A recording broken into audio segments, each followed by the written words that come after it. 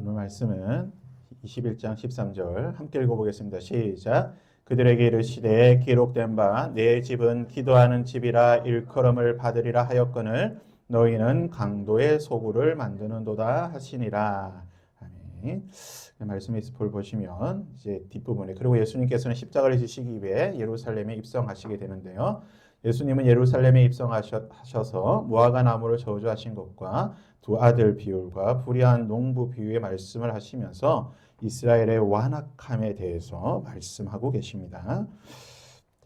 그래서 보시면 이제 21장은 예수님께서 이제 군중들에게 나타나시고 온 이스라엘 백성들이 예수님을 존경하고 또 존중하고 따르는 것을 이 시기가 이제 일주일도 되지 않아요. 아주 며칠 짧은 시간만 이스라엘 백성들이 이런 모습들을 보여주는 것을 성경은 기록하고 있습니다. 자, 잠시 퀴즈를 보시면 성경에 보면 나귀들이 몇 번 나옵니다. 몇 번의 나귀가 나오는데 자, 그 나귀가 중에 나귀가 아닌 것이 있어요. 첫 번째 이사갈의 나귀, 두 번째 발람의 나귀, 3번 사울의 나귀, 4번 엘리야의 나귀, 5번 욥의 나귀, 6번 예수님의 나귀. 자, 하나는 확실히 알겠죠.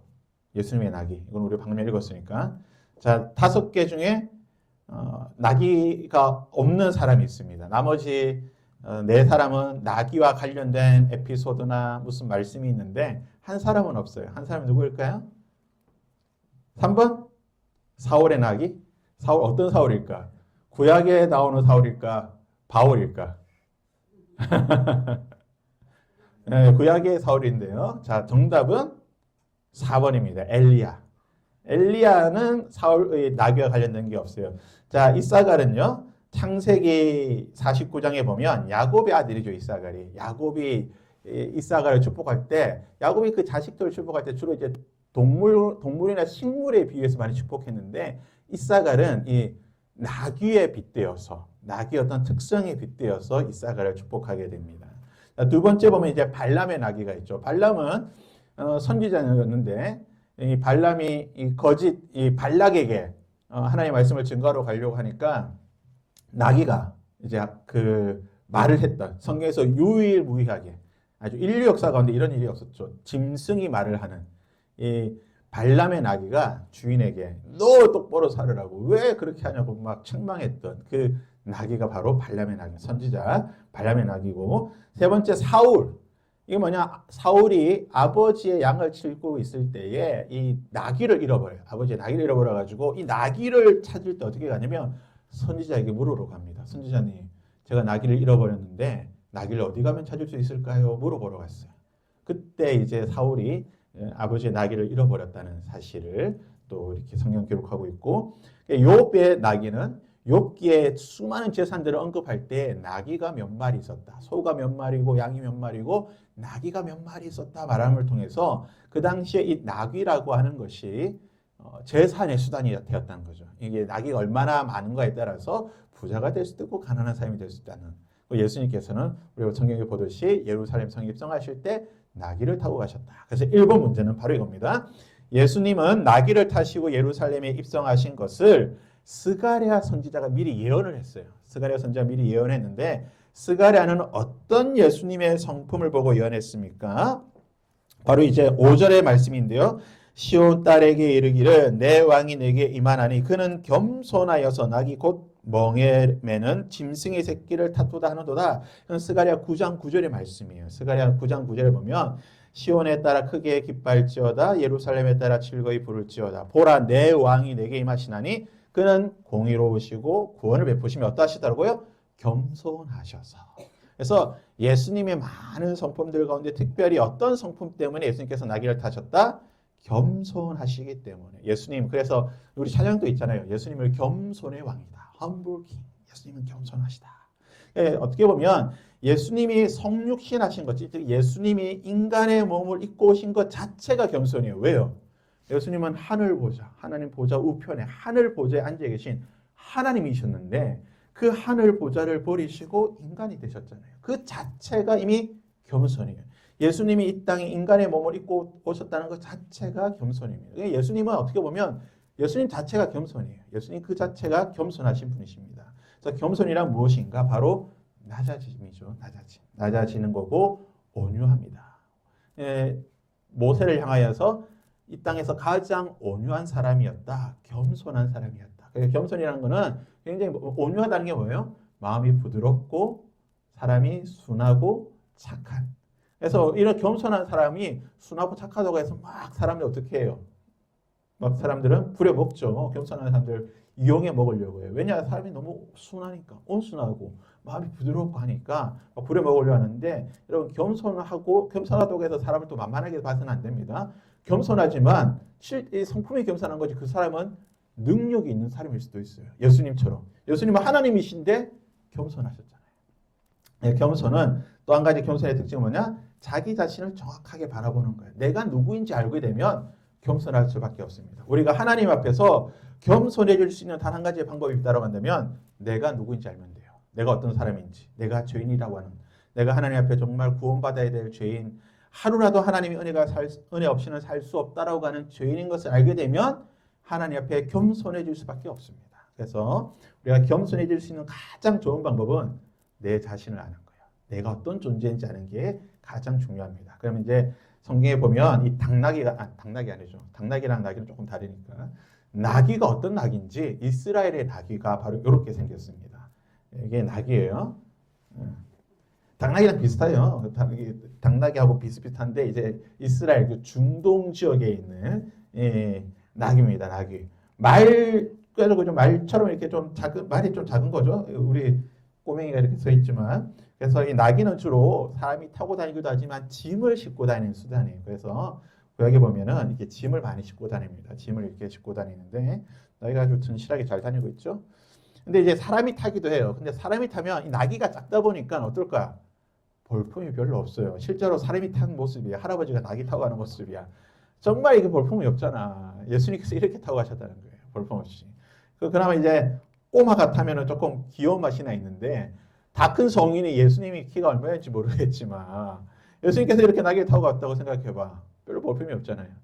예수님은 만왕의 왕이신데, 이스라엘의 왕이시고 온 땅 가운데 왕이시고 하나님이신데 예수님이 나귀를 타야 될까? 원래 예수님이 뭐 타야 될까? 타려고 하면은 바로 말을 타야죠. 말 이런 얼마나 멋있어. 이런 백마 같은 멋진, 아니면 이런 흑마, 삼국지에 나오는 적토마 같은 그런 멋진 말들을 타야 그래도 왕인데, 이건 좀 에바긴 하지만 우리 김정은이 약간 에바긴 하지만 백마를 타긴 했지만 우리 예수님이 다 이런 말을 타고 예루살렘 수동 딱 가시면 얼마나 멋있을까. 근데 예수님은 뭐야?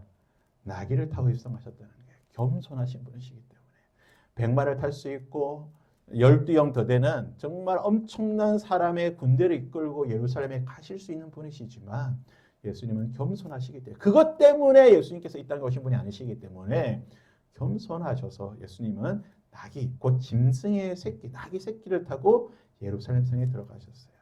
겸손이라는 한자를 보니까 이런 뜻이 있습니다. 이 겸손이라는 뜻을 한자를 풀이한 어떤 교수님의 글을 봤는데, 겸손의 뜻이 뭐냐? 겸자가 볕단을 묶고 있는 거예요. 그래서 이게 무슨 말이냐면 마치 볕단을 묶듯이 말을 묶는 것. 이 겸손의 겸자가 즉 말을 적게 한다는 거예요. 겸손이라는 것은 말을 적게 하고 많이 듣는 거예요. 내가 막 말을 많이 하는 게 아니라 말을 적게 하고 다른 사람들의 말을 많이 들어주는 그러한 모습이 겸손한 사람이다. 실제로 그렇잖아요. 얼마 전에 윤석열 대통령의 그 기자회견이 있었잖아요. 윤석열 대통령의 별명이 있습니다. 뭔지 아세요? 57분의 남자예요. 57분인가 58분의 남자.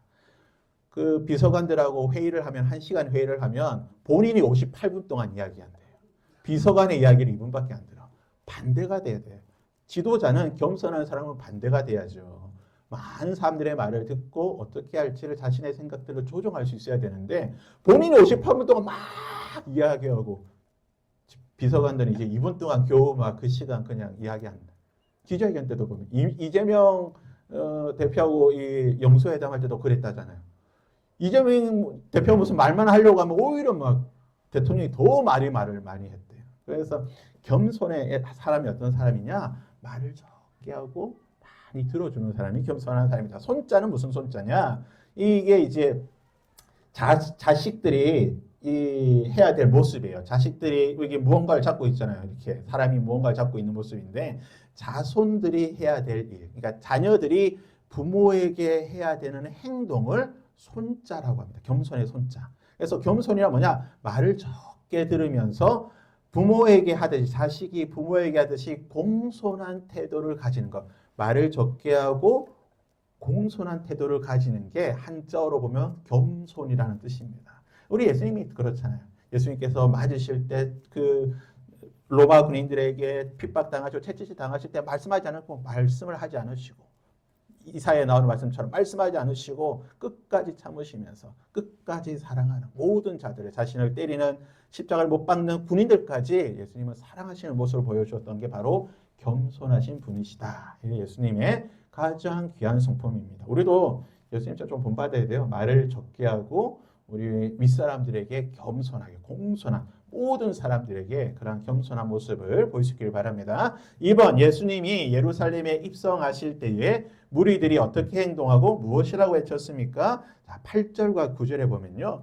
무리의 대다수가 그들의 겉옷을 길에 펴고 다른 이들은 나뭇가지를 베어 길에 펴고 앞에서 가고 뒤에 따르는 무리가 소리 높여 이르되 뭐라고요? 호산나 다윗의 자손이여 찬송하리로다 주의 이름으로 오시는 이여 가장 높은 곳에서 호산나.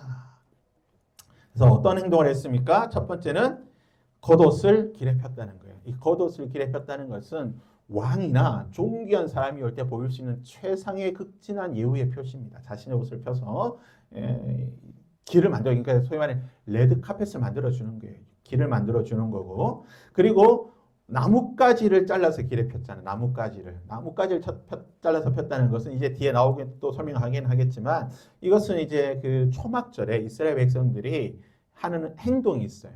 이 초막절에 그 종려나무 가지를 잘라서 펴으로 해가지고 그것을 흔들고 노래 부르고 그것을 길바닥에 펴는데 무슨 뜻이냐? 메시아께서 오시는 것을 상징하는 모습이에요. 그래서 나뭇가지를 폈다는 것은 바로 예수님을 선지자, 메시아로 생각하고 받아들였다는 뜻을 가지고 있습니다. 그리고 앞뒤로 호위하며 호산나라고 해주는 거죠. 호산나. 호산나라는 뜻이 바로 우리를 구원하옵소서라는 뜻이죠. 우리를 구원자 되신 예수님을 찬양했다는 겁니다. 그래서 이 모습은 어떤 모습이냐? 우리가 항상 생각해야 될 게 뭐냐면은 그 당시의 어떤 문화와 풍습도 우리가 잘 알고 있어야 돼요. 이 모습은 로마의 개선 장군이 승리하고 로마로 들어올 때 개선 장군의 그 모습이에요. 승리한 장군이 백성들의 환영을 받으면서 들어오는 모습을 이렇게 예수님께서 다시 한번 재현하신 건데 이것은 이스라엘 백성들이 예수님을 왕으로, 특별히 정치적인 자신들을 로마의 압제로부터 구원해 줄 왕으로 생각하고 예수님을 받아들였다는 뜻입니다. 물론 예수님께서는 정치적인 왕이시도 하지만 궁극적으로는 우리의 만왕의 왕, 영원한 왕이시라는 것을 이스라엘 백성들은 잘 몰랐던 거죠. 그래서 이 모습이 이제 영화의 한 장면인데 이 정말 뽀대가 없죠, 예수님이. 말이 나기가 너무 힘든 것 같아. 눈을 보니까 나귀를 타고 오실 때 종려 가지를 베고 옷을 깔고 나무 가지를 까면서 예수님을 호산나라고 예수님을 외쳤다는 겁니다. 예수님께서 이제 예루살렘 성문을 통해서 이렇게 쫙 들어오시잖아요. 아까 말씀드렸죠. 이것은 로마 장군이 개선 행진. 지금 우리가 이제 퍼레이드 하잖아요. 카 퍼레이드 하듯이 그게 이제 퍼레이드의 그 원초적인 처음 모습이 바로 이런 개선 장군의 행진 모습인데, 자 이거는 프랑스 파리에 가면 있는 개선문이죠. 프랑스 파리에 가면 개선문 여러분 파리 올림픽 때문에 이제 가면 볼 수가 있는데 워낙 비싸니까 못 가겠죠. 이게 나폴레옹 1세가 자신의 전쟁의 승리를 기념하고 이것을 만들었습니다. 우리나라에 본떠가지고 우리나라에는 뭐가 있죠? 저희 가면 독립문이 있습니다. 근데 이 파리의 개선문은 무엇을 보고 만들었는가? 로마에 가면은 아까 말씀드렸다시피 로마 장군이 들어올 때 이 장군 중에 이제 황제가 된 장군이 있어요. 장군 중에서 자기가 잘해가지고 이제 황제가 되면 자신의 그 개선문을 만드는데 이건 이제 로마에 가면 있는 콘스탄티누스, 기독교를 공인했던 313년에 기독교를 공인해 주었던 콘스탄티누스 황제가 자신의 그 승리, 게르만족과의 전쟁에서 이겼던 것을 기념하기 위해 만들었던 개선문. 이 문을 통과해 들어오는 거예요. 주변에서 로마 시민들이 막 이제 꽃가루 날리고 옷 뿌리면 그 콘스탄티누스를 막 환영하는 거죠. 근데 이것도 오리지널이 아니에요. 진짜 오리지널이 무엇이냐? 바로 이 문입니다. 이것도 역시 로마에 있는 티투스 개선문이에요. 이게 가장 오래된 개선문, 남아있는 개선문이라고 하는데, 이거 티투스는 티투스 황제, 티투스 황제라고 하는 그 황제가 있는데, 81년, AD 81년에 이것을 만들었다고 해요. 이것은 왜 만들었냐? 예루살렘을 함락한 것을 기념해요. 티투스 황제가 누구냐면 티투스란 장군이었어요. 티투스란 장군이 예루살렘, 유대인을 멸망시키고 예루살렘 성전을 파괴한 황제인데, 이 사람이 그것을 승리하고 기념하는 의미에서 이것을 만들었어요. 그래서 이것이 이제 모든 개선문의 오리지널이에요. 로마에 가면 이게 있습니다. 맞죠? 로마에 가면 이거 있으니까 혹시 다음에 이제 이탈리아 가게 되면 이거 이제 또 아는 체 해야지. 비싼 데 왔으니까 딱 이게 가이드가 없을 때는 이게 무슨 AD 81년에 티투스가 만들었는데 티투스가 무슨 일을 했냐? 예루살렘을 함락한 사람이다. 예수님이 예언하셨던 그 예루살렘의 함락을 이룬 사람이 이 사람이다라고 아는 체를 하면은 아주 존경의 눈으로 바라볼 겁니다. 예수님께서 예루살렘 성에 들어오실 때 우리나라는 수도 서울 한양에 문이 몇 개가 있습니까? 4대 문이라고 하죠. 4개 문이 있는데 예루살렘에는 8개 문이 있어요. 8대 문이에요. 8대 문. 우리보다 문이 더 많은데 8대 문이 있어요. 이렇게 헤롯문, 다메섹문, 세문. 이 세문은 뉴가 아니고 버드가 아니라 뉴, 새로운 뉴문, 세문, 욥바문, 시온문, 분문, 그리고 동문, 사자문 이렇게 있습니다. 동문은 이제 요즘 이제 골드 게이트라고 부르고 분문은 말 그대로 이게 똥문이에요. 똥문. 오물이 나가는 문입니다. 그리고 시온문, 그 다음에 욥바문. 욥바는 욥바. 요나가 배 타고 도망갔던 데가 욥바인데 욥바로 향해 열려 있던 베드로가 또 욥바로 가서 누굽니까?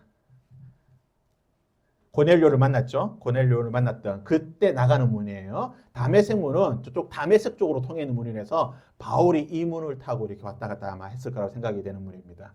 이렇게 8문이 있는데 예수님께서 이 8문 가운데 어디를 통해서 오셨을까요? 예수님께서 어디를 통해서 오셨을까? 조금 더 쉽게 추측할 수 있으면 이렇게 보면 한번 좀 추측해 볼까요? 자, 이게 동문, 골든 게이트라고 하죠. 동문은 이제 성전산 옆에 있습니다. 분문도 이제 성전산 밑에 있고요. 시온산 밑에는 이제 시온문이 있고, 욥바문, 세문, 다메섹문, 헤롯문, 사자문 이렇게 있습니다. 자, 어디서 예수님이 오셨을 것 같아요?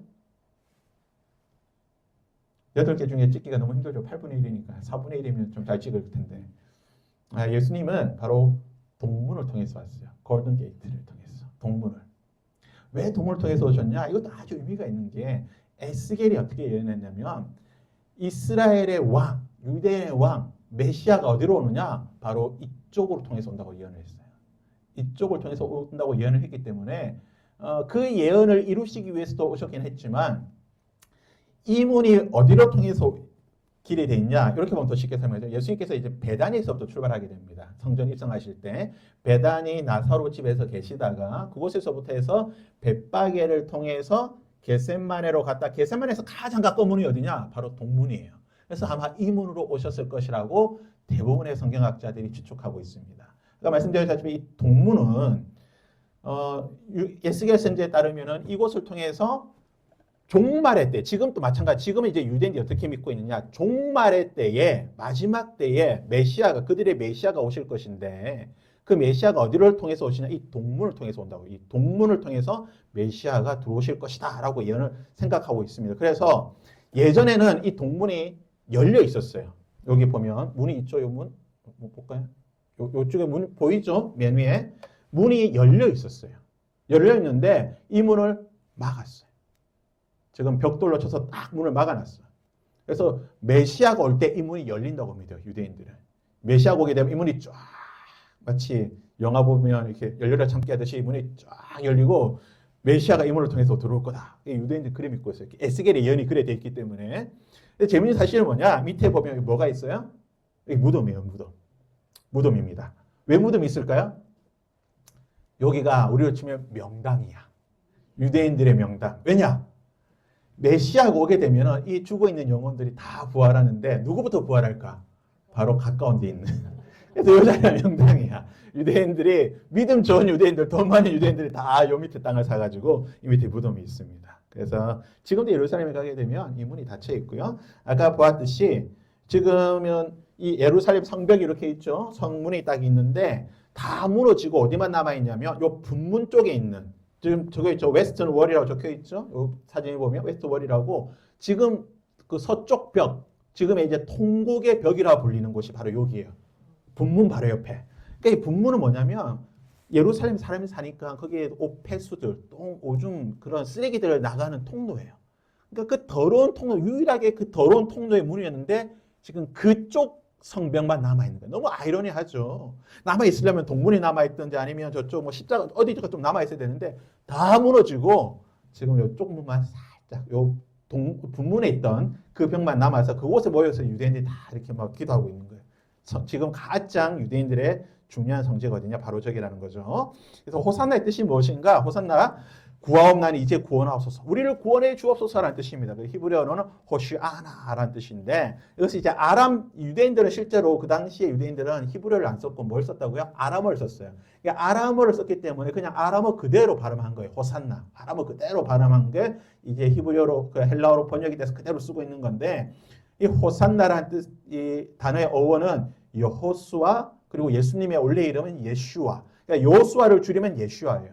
요수아를 축약하면 예슈아. 그 예슈아와 요수아의 그 근본 뜻이 뭡니까? 자기 백성을 구원하는, 백성을 구원한다는 뜻인데 이 호산나도 마찬가지죠. 우리를 구원하여 주옵소서. 그래서 같은 어원에 호산나, 여호수아, 예슈아, 호세아 다 같은 뜻을 가지고 있는 같은 그 구원이라고 하는 어근을 가지고 있는 단어입니다. 이 단어는 어디서 왔냐? 시편 118편 25절에 여호와여 구하옵나니 이제 구원하소서라고 하는 이 짧은 기도문이에요. 이것을 이제 호산나라고 부르는 거예요. 이게 기도문이에요. 그래서 호산나라고 하는 자체가 기도문입니다. 그래서 유대인들 아까 말씀드렸다시피 초막절에 제단을 돌면서 이걸 외치는 거예요. 이 종려나무를 잘라가지고 호산나 호산나 왜요? 메시아께서 오시라고. 유대인들에게 있어서 초막절이 굉장히 중요한 절기거든요. 호산나 호산나 부르면서 하는 일이 바로 이것이라는 겁니다. 예수님이 비록 6월절에 오시긴 했지만 유대인들이 생각하기에는 뭐라고요? 예수님은 그들을 구원해 줄 메시아로 생각했기 때문에 나뭇가지를 잘라서 예수님을 맞이했다라는 뜻을 보면 되겠습니다. 자, 세 번째, 예수님께서 성전을 정하시면서 성전이 무엇을 하는 곳이라고 말씀하셨습니까? 13절에 보면 21장 13절입니다. 함께 읽어볼까요? 시작. 그들에게 이르시되 기록된 바 내 집은 기도하는 집이라 일컬음을 받으리라 하였거늘 너희는 강도의 소굴을 만드는도다 하시니라. 성전이 어떤 곳이라고요? 기도하는 집. 중요합니다. 하나님의 교회는 어떤 곳이라고요? 기도하는 집. 뭐라고요? 특별히 만민이 기도하는 집. 옛날 성경은 어떻게 번역돼? 만민을 위해서 기도하는 집이다. 열방을 위해서 하는 기도하는 집이에요. 그래서 성전, 교회의 가장 중요한 기능 중에 하나가 뭡니까? 하나님을 예배하는 거고 예배 가운데 가장 중요한 요소 중에 하나가 뭐예요? 기도라는 거예요. 이거는 어떻게 할 수 있냐? 성막을 통해서 할 수가 있어요. 성막에서 유대인들이 제사장들이 아침 저녁으로 제사를 드릴 때에 밖에서는 제사장들이 아침 저녁으로 번제를 드립니다. 양을 죽여서 번제를 드릴 때에 A 그룹의 제사장은 번제를 드리고 B 그룹의 제사장은 안에서 뭘 하느냐? 분향을 하면서 하나님께 기도해요. 번제 시간에 하나님께 기도하는 거예요. 아무 때나 기도하는 게 아니라 아침 저녁에 시간 정해놓고 기억이 안 나요. 9시 3시인가 아마 그럴 거예요. 시간을 딱 정해놓고 그 시간에 번제를 드릴 때에 동시에 기도를 하는 거예요. 그러니까 성전의 가장 중요한 기능이 뭐예요? 두 가지. 하나님을 예배하고 기도하는. 근데 놀라운 사실은 뭐냐? 솔로몬이 성전을 봉헌할 때 하나님께 7년 동안 성전 짓고 봉헌할 때 하나님 우리가 이곳에서 하나님께 기도할 때에 기도를 들어주옵소서라고 솔로몬이 기도를 하게 되는데 하나님의 응답이 뭐냐냐? 하나님의 응답이 내가 이곳에서 기도할 때에 성전에서 기도할 때에 내가 들어주겠다. 특별히 하나님께서 조건을 다루셨어요. 이스라엘 백성이든 이방 사람이든 누구든지 나를 믿고 오는 자에게는 나에게 기도할 때 내가 기도를 들어주겠다고 약속하셨어요. 그래서 하나님의 교회의 가장 중요한 성질은 뭐냐? 하나님께 기도하는 거예요. 모든 자들이 와서 하나님을 믿고 하나님을 신뢰하는 모든 자들이 와서 기도하는 곳이 어디냐? 성전 교회라는 거예요. 그래서 교회는 항상 기도의 소리가 있어야 되는 거예요. 우리 요즘 많이 부르는 찬양처럼 기도의 향기가 주야로 기도의 향기가 올라가야 되는 곳이 하나님의 성전인 것입니다. 그래서 성전을 보게 되면 예루살렘에 가면 이 예루살렘에 가면 이렇게 성전산이 있습니다. 성전산에 지금은 유대인들의 알-악사 사원이라고 하는 이 유대인의 이슬람에서 두 번째로 중요한 성지, 제일 중요한 성지는 메카. 두 번째로는 여기가 중요합니다. 왜 중요하냐면 모하메드가 여기서 모하메드가 아니지. 그 이스마일이 여기서 죽었다고 그 제물로 드렸다고 생각. 우리는 이삭이 모리아산에서 여기서 드렸다 생각하고 무슬림들은 이스마일이 여기서 이제 드렸다고 생각하기 때문에 그들에게 있어서 두 번째로 중요한 성지가 바로 이곳입니다. 그래서 아마 나중에 이제 계시록 한번 다룰 일이 있을 때 이 부분에 한번 설명하긴 하겠지만 아무튼 굉장히 종말의 때 가장 중요한 곳이에요. 지금 또 하나님의 눈이 있다라고 했을 때 어디를 말씀하냐면 바로 이곳이거든. 내 마음과 나의 눈이 항상 머무는 곳이 어디냐? 이곳이에요. 특별히 요 지금 황금돔이 있는 이 자리가 번제단이 있던 자리예요. 번제단. 솔로몬이 번제했던 곳. 아브라함이 이삭을 바쳤던 그 자리예요. 그래서 지금 또 가면은 이 지역만큼은 무슬림이 지키고 있는 지역이고, 이 주변에 이제 예루살렘 성전이 있었던 저기 성벽들이 이렇게 좀 남아있죠. 성벽들이 남아있는데, 자, 이건 이제 복원도예요. 헤롯 성전의 복원도입니다. 이게 가면 이렇게 쭉 복원해놨어요. 성전이 이렇게 되어 있습니다. 지성소. 지금 이제 황금돔이 이곳에 있었죠. 황금돔이 있고 성소가 있는데, 자, 여기 끝에 보면 요 오른쪽 맨 끝이 행랑이에요. 행랑. 요 맨 끝에 있는 데가 행랑인데, 요걸 조금 더 이렇게 보면 이런 구조로 되어 있습니다. 이런 식으로 쭉 구조가 되어 있습니다. 성경에 보면 예수님께서 지금 성전을 깨끗이 하셨다. 성경에 보면 예수님께서 성전을 정화하시거든요.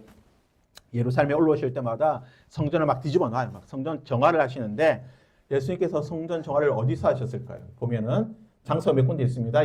이방인의 뜰, 여인의 뜰, 이스라엘의 뜰, 제사장의 뜰, 지성소, 안토니오 요새 어디에서 예수님께서 야 너희들 다 나가 비둘기 쫓아내고 양 쫓아내고 막 했을까요? 어디일까요?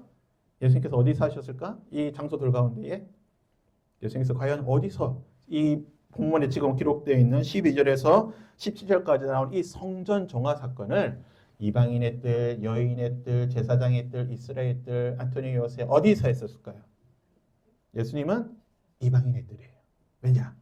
지금 명칭 그대로예요. 이방인은 여기까지밖에 못 가요. 여인의 뜰은 이스라엘 여인은 여인의 뜰까지밖에 못 들어가. 그 다음에 이스라엘의 뜰은 이스라엘 남성들은 여기까지밖에 못 가. 그리고 제사장의 뜰은 제사장은 여기까지밖에 못 가. 딱 갈 수 있는 구역이 있어요. 그래서 여러분 천주교도 가면 앞에 딱 막아놨어요. 아마 천주교 방송 보면 이 성당에서 미사 드릴 때 보면 앞에 딱 막을 쳐놨거든요. 그 막은 일반 성도들 자리야. 요 앞에 제단은 사제들의 자리예요. 못 넘어와. 열어주기 전까지 절대 넘으면 안 돼요. 넘어올 수 없는 자리가. 이 구약적 개념 똑같아요. 유대인들도 이렇게 구역을 정해놨어요. 이 넘어가면 큰일 나. 여인들은 여인의 뜰까지밖에 못 들어가고 일방인들 이방인 뜰밖에 못 가요. 그럼 예수님 어디서 정하셨냐? 바로 이 이방인의 뜰에서 하셨어요. 이방인의 뜰. 왜 이곳에 하셨냐? 이제 설명을 보게 되면 이방인의 뜰은 원래 없던 곳인데 헤롯이 성전을 중축하면서 새롭게 만든 곳이에요. 왜냐? 편의를 위해서. 이스라엘 백성들이 와서 제사를 드리면서 이 제물을 바꾸고 막 이 여러 가지 행정적인 또 편의를 위한 공간이 없는 거야. 그러니까 막 너무 복잡하니까 헤롯이 자 그럼 요 한 곳에 만들어 주니까 여기서 너희들 장사도 하고 돈도 바꾸고 해라. 예배를 제사를 좀 편하게 드릴 수 있도록 공간을 만들어 주고 이것은 이제 이방인들 왜냐하면 장사하는 사람들 이방인들도 있으니까 너희들 여기까지만 있어라라고 했는데 원래는 이제 그런 목적으로 준 것이에요. 근데 이것이 나중에 어떻게 문제가 생기느냐? 자, 실제로 이방인의 뜰에는 이방인들밖에 못 들어가요. 이방인들만 들어갈 수 있는, 이방인들은 여기까지 못 가. 유대인들도 있을 수 있지만. 그래서 이방인 뜰에 하면 담을 쳐놨어요. 아까 말씀드린 담을 쳐놨는데, 담 높이 한 1.5m, 한 요 정도 되겠죠. 그냥 보여, 이렇게 보면. 뭐 하나 하면 이제 성전 안에 뭐 하나 더 볼 수 있도록 만들어놨거든요. 담 딱, 제가 사진을 못 들고 왔는데, 보면 담에다 경고문을 써놨어. 여기를 넘어오면 죽는다. 유대인 외에는 여기를 넘으면 죽는다고 써놨어요. 그래서 이방인의 뜰은 유대인들이 이방인들을 경멸하는 장소야. 야, 너희들 하나님 우리처럼 못 와. 우리는 하나님의 백성. 너희들은 지옥 갈. 여기 넘어오면 죽어. 하나님 너희 죽는다. 안 돼. 이 유대인들이 이방인들을 무시하는 깔보는 아주 그런 어떤 장소라고 볼 수가 있어요. 근데 예수님께서 이곳을 정하신 이유가 뭐냐? 정하신 이유는 이곳에서 장사를 하는데 누가 장사를 했느냐? 바로 제사장들과 레위인들이 와서 장사를 하게 된 거예요. 여러분, 제사장과 레위인들은 뭐 하는 사람들이야? 성전에서 아까 말씀드렸죠? 예배하고 기도해야 되는 사람이야. 예배와 기도, 말씀과 기도, 말씀과 기도를 해야 되는 사람인데 어디서? 성전에서 해야 되는 사람인데 제사장이 지금 제사는 안 드리고 기도는 안 하고 뭐 하고 있는 거야? 와서 장사하는 거야. 예수님이 그것 때문에 화를 내신 거예요.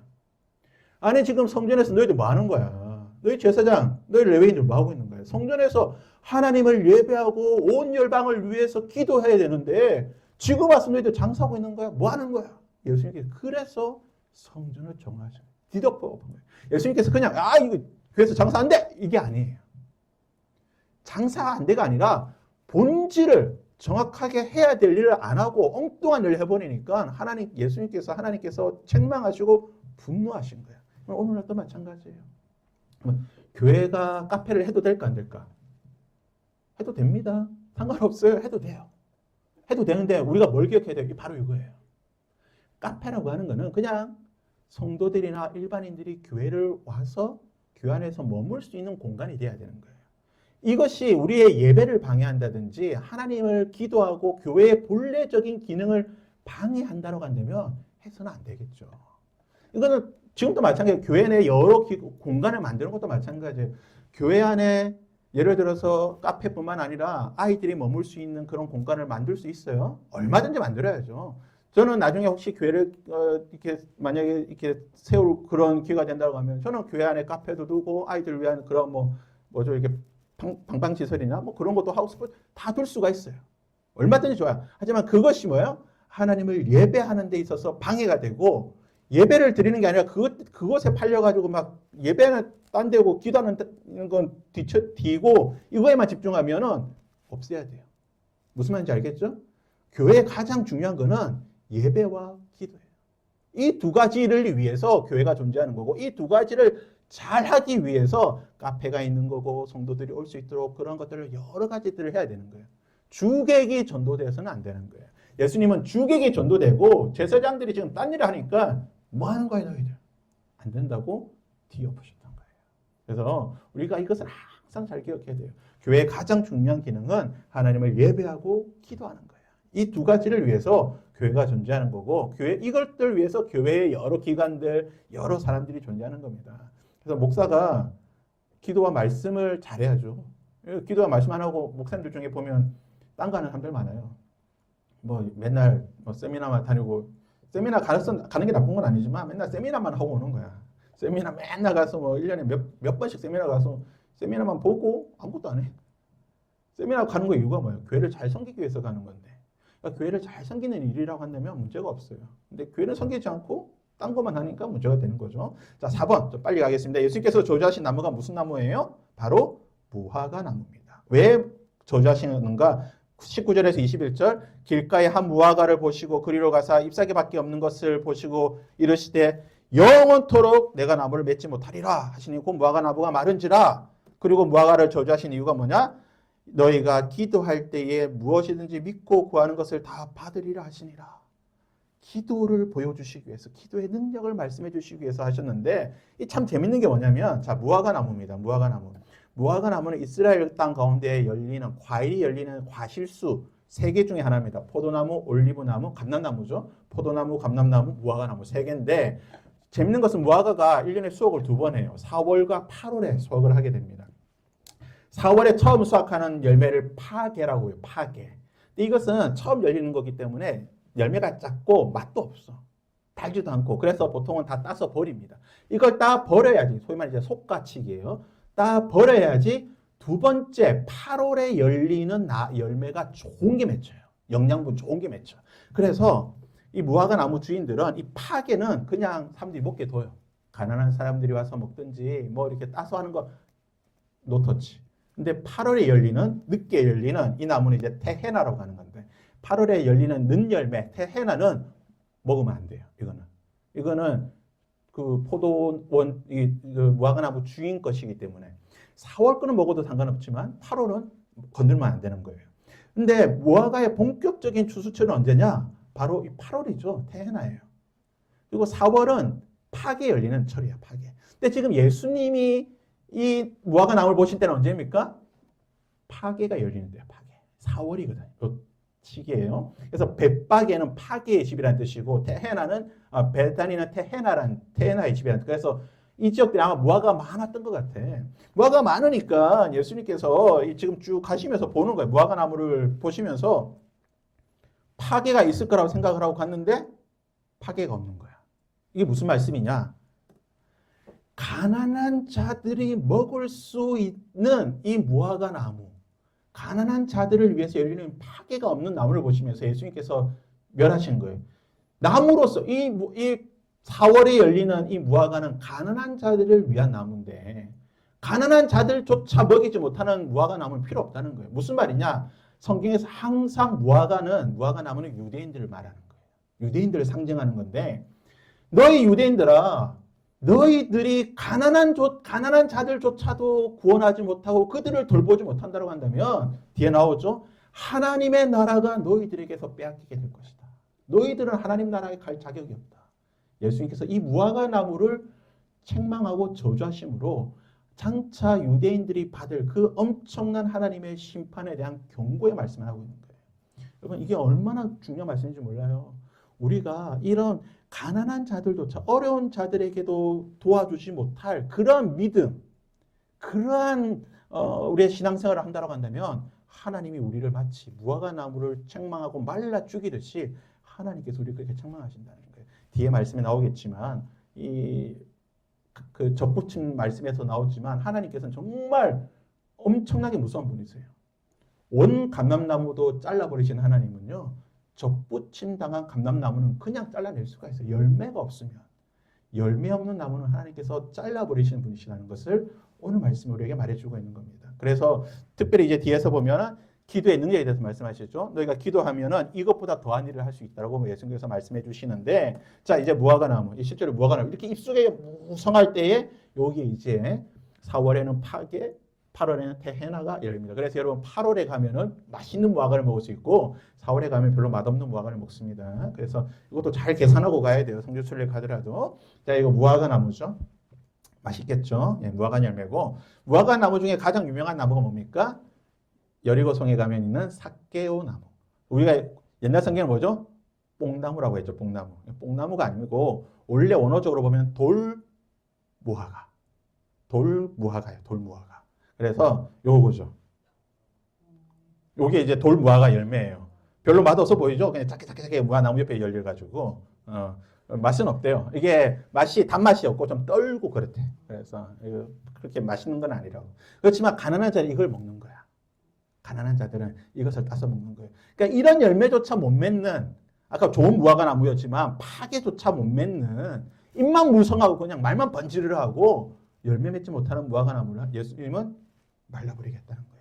무서운 하나님이십니다. 이 5번에 보면 나오죠. 예수님은 유대인이 하나님 나라를 빼앗기게 된다고 말씀하셨어요. 어떤 유대인들? 열매 맺지 못하는 유대인들은 하나님의 나라를 빼앗기게 된다는데, 그러면 누가 하나님의 나라를 받게 됩니까? 43절에 그러므로 내가 너희에게 이르노니 하나님의 나라를 너희는 빼앗기고, 열매 맺지 못하는 너희는 빼앗기고, 누가 하나님 나라를 받는다고요? 그 나라에 열매 맺는 백성. 여러분 단서가 있습니다. 다 받는 게 아니에요. 열매 맺는 백성. 우리 가운데 열매가 없으면 우리도 하나님 나라 못 받습니다. 왜냐? 예수님 말씀이 제 말이 아니에요. 성경에 나와 있잖아요. 열매 맺는 그 나라 백성들이 하나님 나라를 받는 거예요. 우리가 천국에 갈 수 있는 이유. 우리가 왜 천국에 갈 수 있습니까? 예수를 믿음으로. 예수를 믿으면 뭐가 있어야 된다고요? 열매를 맺어야죠. 예수 믿는데 열매를 못 맺는다? 둘 중에 하나예요. 내가 예수를 안 믿거나 그 예수가 잘못됐거나. 둘 중에 하나예요. 우리가 예수를 믿으면 열매를 맺어야 돼. 왜? 뒤에 나옵니다. 로마서 11장에 나오는 말씀이에요. 그 나라 열매 맺는 백성. 그래, 그 백성이 열매를 안 맺으면 그 나라 백성이 아닌 거예요. 우리는 열매 맺기 위해 접붙임을 받은 사람들입니다. 로마서 11장에 보면 이렇게 말을 하고 있습니다. 또한 가지 열마가 꺾이었는데 돌 감람나무인 내가 그들 중에 접붙임이 되어 참 감람나무 뿌리의 진액을 함께 받은 자가 되었은즉 그 가지들을 향하여 자랑하지 말고 자랑할지라도 내가 뿌리를 보존한 것이 아니요 뿌리가 너를 보존하는 것이니라. 나옵니다. 그러면 내 말이 가지들이 꺾인 것은 나로 족붙임을 받게 하려 함이라 하리니 옳도다. 그들은 믿지 아니함으로 꺾이고 너는 믿음으로 섰느니라. 높은 마음을 품지 말고 도리어 두려워하라. 하나님이 원 가지들도 아끼지 아니하셨은즉 너도 아끼지 아니하시리라. 내가 올 좋은 감람나무에서 지킴을 받고 본성을 거스려 좋은 감람나무의 접붙임을 받았으니 원 가진 이 사람들이야 얼마나 더 자기 감람나무의 접붙이심을 받으랴. 무슨 말입니까? 열매 못 맺으면 우리도 이거예요. 열매 맺어야 되는 거예요, 여러분. 예수 믿는다는 건 뭡니까? 말씀드리죠. 기도 열심히 하는 게 예수 믿는 표가 아니에요. 물론 기도 열심히 하고 우리가 하나님 찬양하고 예배하는 거 중요합니다. 하지만 우리의 믿음을 보여줘야죠. 어떻게? 이웃 사랑함으로. 하나님 사랑하고 이웃 사랑. 하나님 사랑하는 거는 우리가 예배와 기도로서 보여주는 거고, 이웃 사랑 어떻게 해야 돼요?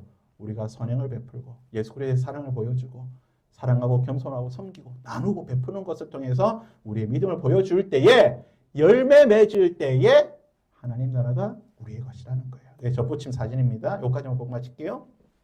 접붙이는 거 보세요. 두 가지죠. 나무 가지를 잘라서 붙이면 이렇게 되면 이렇게 열매를 맺어요. 밑에 이제 감람나무를 접붙이는 과정이에요. 감람나무 뿌리를 나무를 가지를 크게 치면 그 위에다가 돌감람, 야생 감람나무를 가져와서 끝에 딱 붙여놓으면 시간이 지나면요 이렇게 무성하게 열면서 열매를 맺는다는 거예요.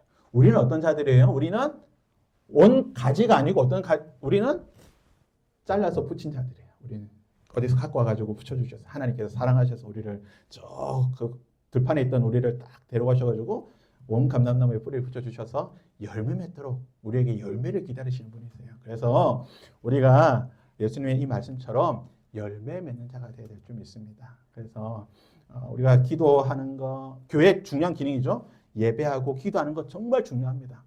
이 하나님께 예배하고 기도해서 힘을 얻어서 어떻게 해야 되죠? 세상에 나가서는 열심히 사랑하고 섬기고 나누고 베풀고 겸손하게 낮아짐으로 예수님처럼 그렇게 섬길 때에, 열매 맺을 때에 뭐라고요? 하나님의 나라가 우리 가운데, 내가 하나님의 백성이 된다고 성경은 말하고 있는 것입니다. 그래서 우리가 이번 한 주 열매 맺는 그런 감람나무, 포도나무, 그리고 무화과나무가 될 수 있기를 바랍니다. 우리 함께 찬양으로 함께 잠시 찬양하고 나가도록 하겠습니다.